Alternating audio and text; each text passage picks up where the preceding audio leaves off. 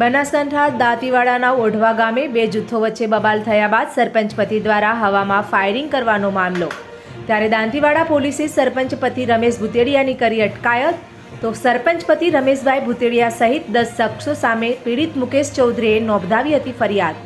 સરપંચ પતિ સહિતના ટોળાએ હુમલો કરીને 2 લોકોને ઇજાગ્રસ્ત કર્યાનો ફરિયાદમાં કરાયો હતો ઉલ્લેખ।